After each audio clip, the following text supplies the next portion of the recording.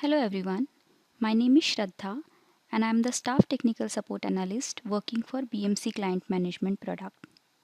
I welcome you all to this webinar where we will be exploring the fundamentals and the best practices essential for ensuring smooth application management.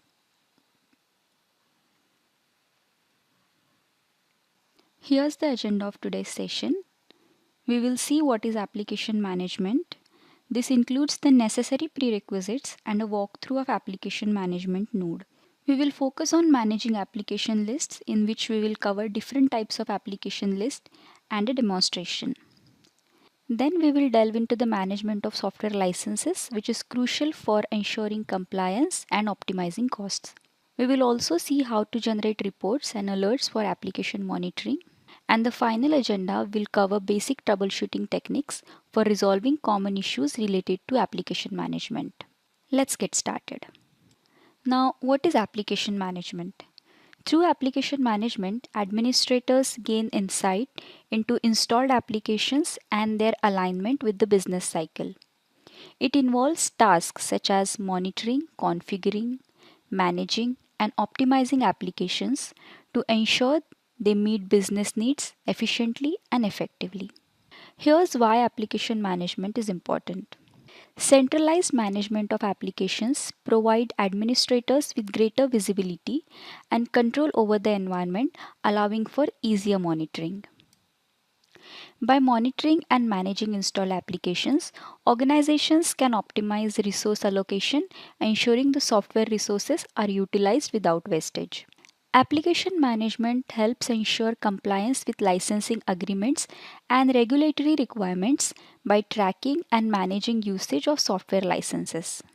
Through application management, organizations can identify and mitigate the risk associated with outdated applications or non-compliance with licensing agreements, thus minimizing the potential disruptions to business operations. It helps in generating reports for application usage and license. This helps organizations maintain comprehensive records. These are the prerequisites that are necessary to get started with the application management. We need valid and enough application management licenses.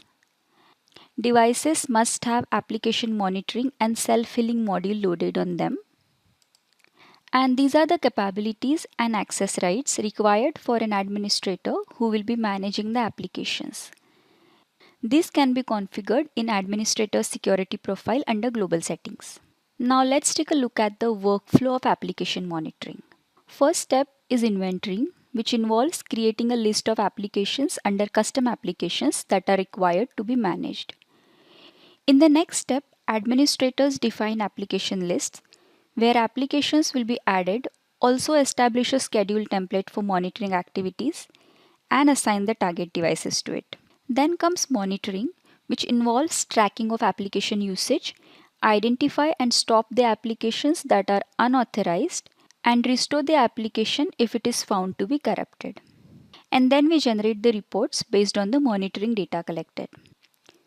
We will now explore the components within the application management module. Let's take a walkthrough of each of them. Log into the BCM console and go to the application management node. Let's delve into the custom applications view. This node acts as a central repository for managing applications throughout your infrastructures.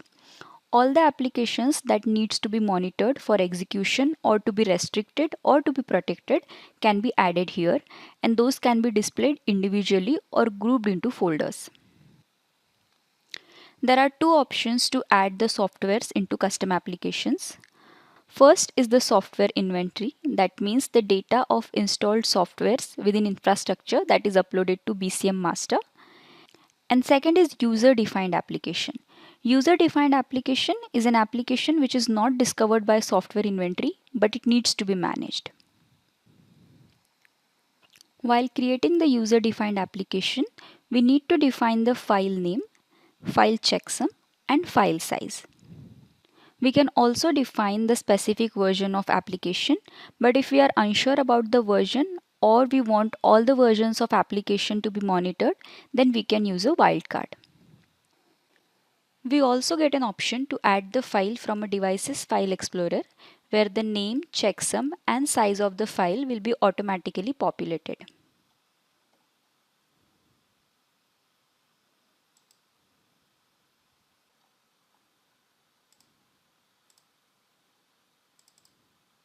As we can see here, we have added an exe and the checksum and the size of the file is automatically populated here. The next node we have here is the software catalog.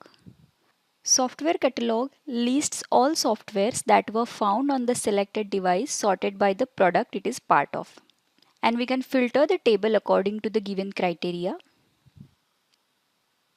We have to check this box if the catalog is only to show software of its complete catalog that was discovered on at least one device within your network. If you leave this box unchecked, this list will show all the softwares that is included in the catalog.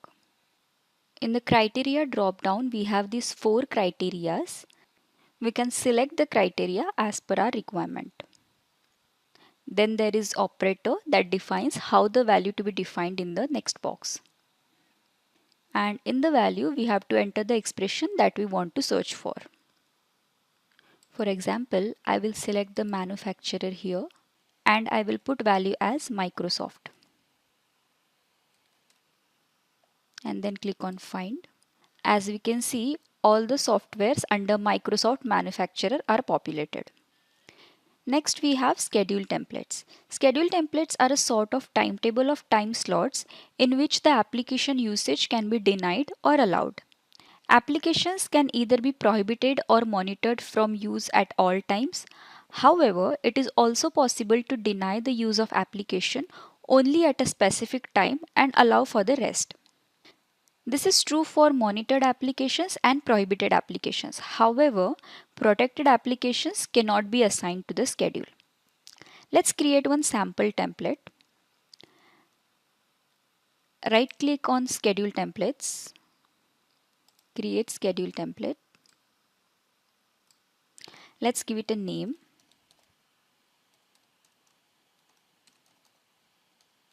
Double click on it, go to planning. I want to allow the application to be used during working hours, which is 9 am to 5 pm during weekdays. So just click on 9 am on Monday. Don't leave the mouse, just drag it till 5 pm and then take the mouse till Friday and then leave the mouse. Now right click, and because I want to allow this time slot, I will select allow time slot. This can be allowed or denied as per requirement. Then we can assign this template to any application list. Then comes application monitoring, which allows you to create different types of monitoring of applications installed on the devices in your network. Let's take a look at the types of application lists. We have 3 types of application lists: monitored applications, prohibited applications, and protected applications, which is also called self-healing applications. In monitored applications, customer can query usage of applications on managed devices. Within this list, you have the ability to specify the applications to be monitored and the clients within your network on which monitoring will occur. So when we create this type of list, we get an option which kind of list you want to create. We select monitoring here, and this is the icon of the monitoring list. Then from the application tab, we are required to add the applications to be monitored. We can add them either from software inventory, custom applications, or user-defined applications. The actual monitoring process here is executed by the local agent, adhering to the configurations established in the respective monitored application model. The agent records pertinent data such as the start and end times of the application usage along with its duration. Storing this information in the local database, periodically this data is uploaded to the master database for further analysis. In the same way, we create the prohibited application list, which allows administrator to prevent the launching of applications on managed devices. While creating such list, we have to select the prohibited application, and this is the icon of this list. And from the applications tab, we can add the applications to be prohibited from these three options. Then we have protected application list, which is also called as self-healing application feature. This list helps in restoring the application if it is found to be corrupted or any file of this application is deleted. We have to select protected application. This is the icon of protected application list. And from the application tab, we can add them either from custom applications or from software inventory. We cannot add them from user defined application. With this feature, each protected application has a definition that contains all the information necessary to protect that application, which includes date and time of the file, size of the file, and checksum at that time. So let's see the workflow of it. When the protected application list is assigned to the client, all this information is gathered by the local agent and stored in its database. The agent will then check the file time and size at the regular intervals, which is 30 seconds. With every check, it verifies if the file time or size has changed. If it has not changed, then it will continue monitoring. If the time and size of the file has changed, then the agent will proceed to verify the checksum. If all three values have changed, the agent will recover a copy of original file either from a backup located on the local device or from a copy by another agent with the same file protection scheme. So till now we have discussed how the applications are managed locally. But for administrators to be able to view this event data in the console, these events must be uploaded to the master server and its database. Once the data is uploaded, administrators can generate the report to summarize the situation. In order to upload this data to the master, we need to have an operational rule assigned and executed on the target devices. We need to create an operational rule with a step called upload events. And while configuring this step, we have to add the model name as required. It can be monitored applications, prohibited applications, or protected application. If we have to upload the data of all three lists, you would need to add 3 steps for each model. It is recommended to schedule this rule to run once daily so that the event data will keep on getting uploaded every day. Now, once this data is uploaded to the master, we can view them under devices agent configuration and module configuration. We can view monitoring and prohibited events in application monitoring module and protected application events under self-healing module. Now we'll walk through a live demo illustrating the creation process and view the events of all 3 application lists. Let's get started. Let's first create a monitored application list. To do that, go to Application Management module, right-click and select Application Management Wizard. Select Configure a list of applications to manage. Next, let's give it a name. From the Type drop-down, select Monitored Application and next. Now here add the application that we have to monitor. So I will add it from the inventory list.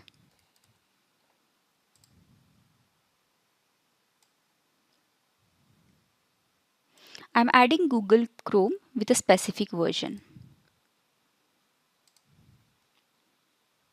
As soon as we add this application, we will get the installed count of it. We can assign application lists to devices and users as well. From here, you can add a device group, and this is to add an individual device. So I will select one device for this demo.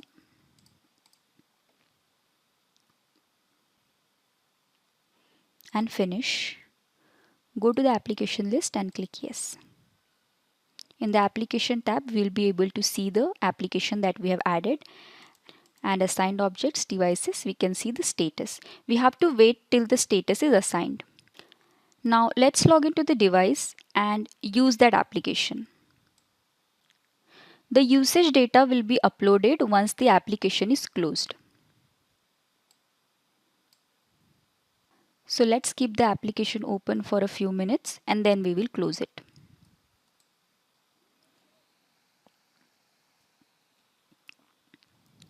Now let's close the application. To view this event, we will go to the device, module configuration and application monitoring.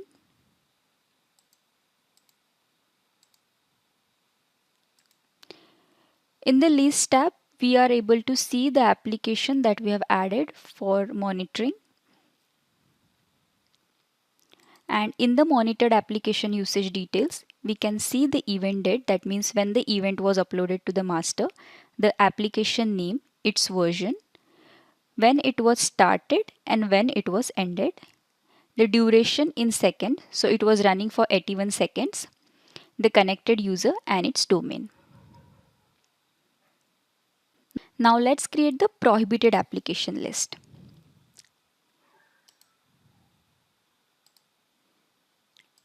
We have to start with the same way as we did for monitoring application. Next, select prohibited application type and next. Now add an application. It can be added either from custom application or inventory.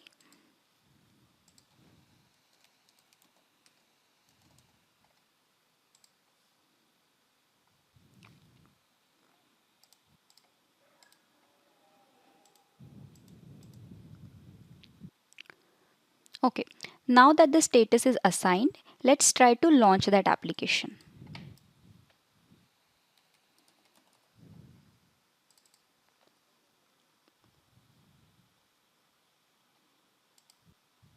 As we can see, we are getting the warning that this application is prohibited by the administrator.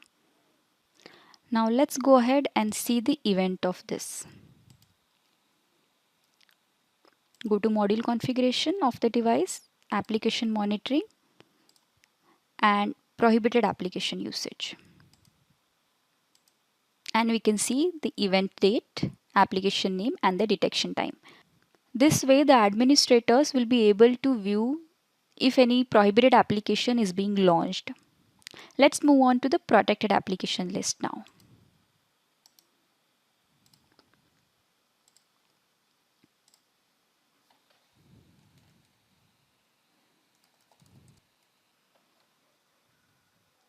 Select protected application. Next. Let's add the application to be protected.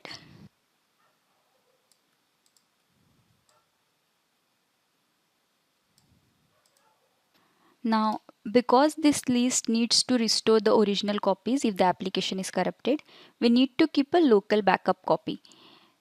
So check this box. We will also protect the subdirectories of this application and then OK. Next. Now let's assign the device. Finish and go to the application list. Let's wait for the status to be assigned. Now let's go to the device and check if this feature is working as expected.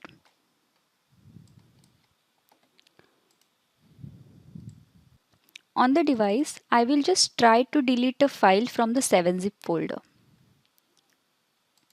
Let's delete this one and let's see if it gets restored.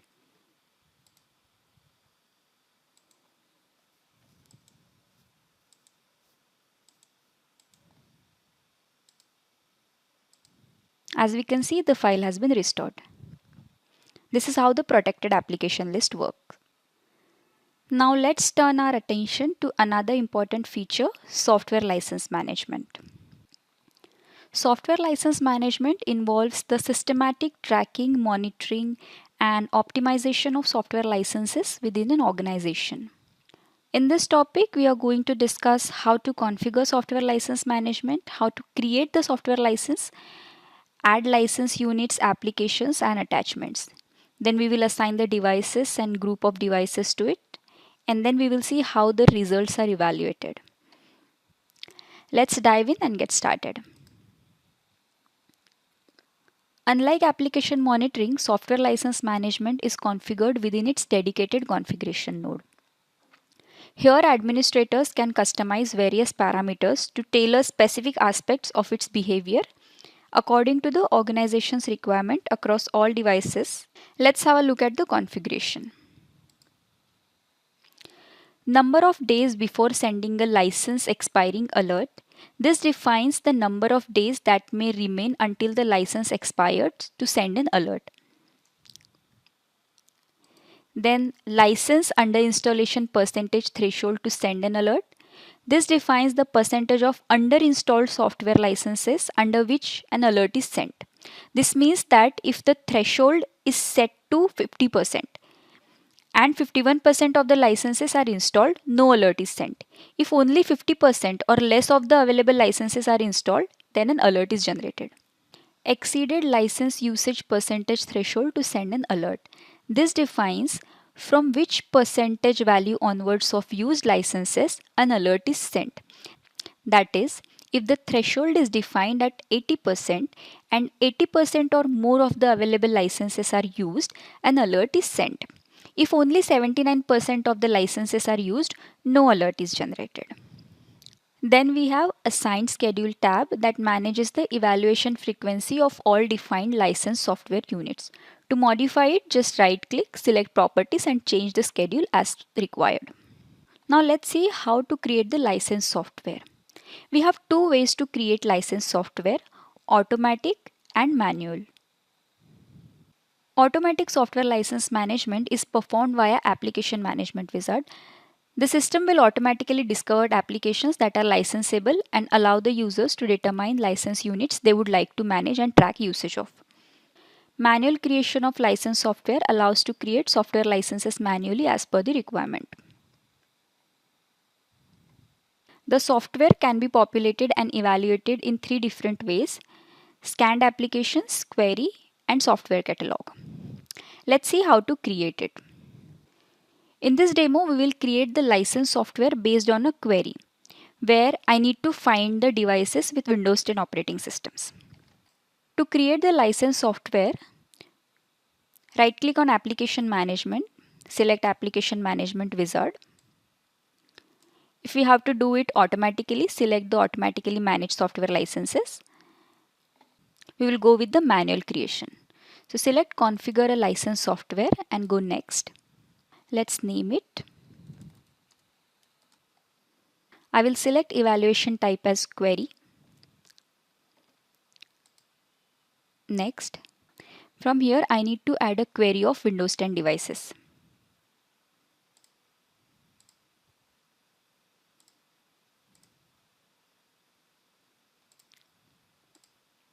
OK. Next.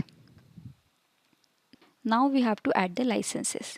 Here we have to give the software information, its warranty and support details, and the dates like purchase date, receive date, service start date, and expiration date. So because I have added Windows 10 operating system, I will select the vendor as Microsoft. I will put the quantity as 50. Let's give some purchase date.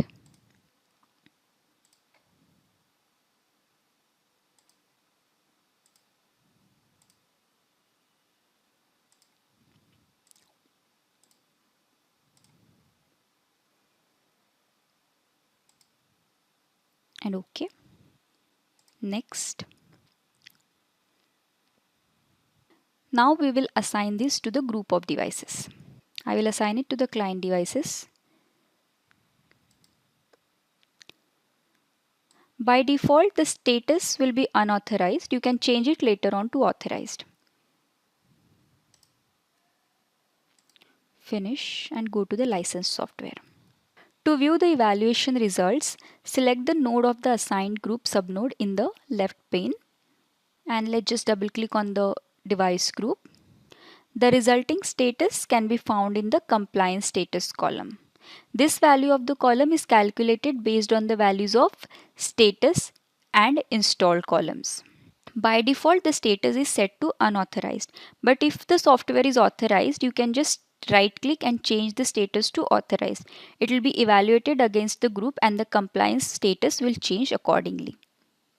So let's just select and change the status.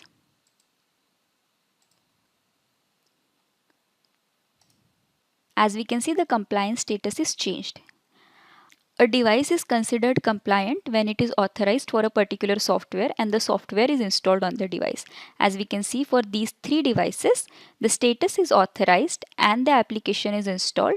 That's the reason compliance status is compliant. The system uses the discovery data and the authorized device status to evaluate and determine which devices are compliant and which are not. In this table, the description of each status is given.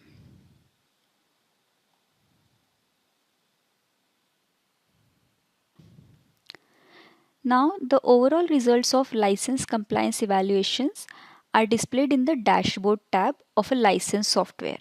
In this view, 4 charts are displayed which provide information about the licensed software and all its members and their respective compliance. Now, if we move our cursor to the licenses chart, this displays the situation of the licensed software with regards to the purchased licenses for all assigned objects. So as we take our cursor to the purchased column, we can see we have purchased 50 licenses, 4 are authorized. On how many assigned devices this software is installed and how many licenses are still available.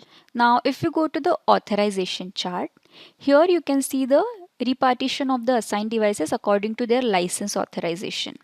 These numbers are cumulative of all devices that are assigned via one or more groups and includes also individually assigned devices.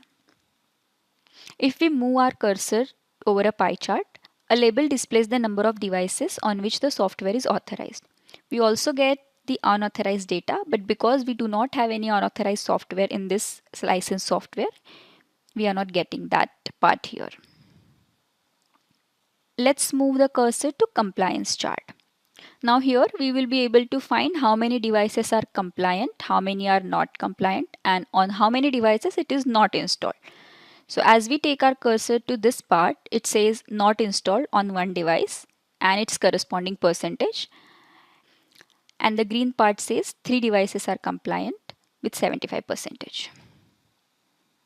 If you have any further information stored in files related to this software, then you can add it from attachments tab. Just right click and add the attachment and select the file that we want to add. This was all about creating software licenses and evaluating their results. One more additional point I would like to add here.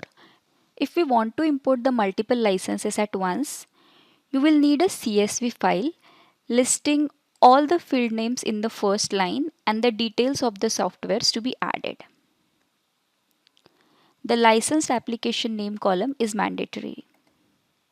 To add the CSV file, just go to Software License Management Members, right click, import license data and browse to the CSV file. Now we can generate the reports based on the monitoring data collected. BCM provides a number of predefined reports for the application monitoring with its out-of-the-box objects. They are all collected under Application Usage folder. Just select the report you want and generate it.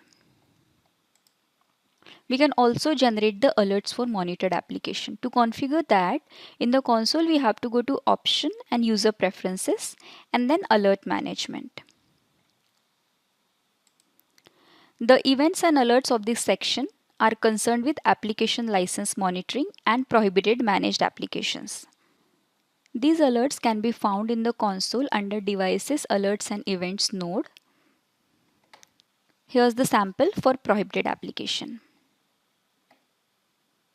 Now let's have a look at some common issues that we may face while using application management. While creating the application list, sometimes we are not able to find the application we want to add. For such issue, there can be multiple reasons. Software inventory might not be up to date. In this case, we have to update the software inventory of the device.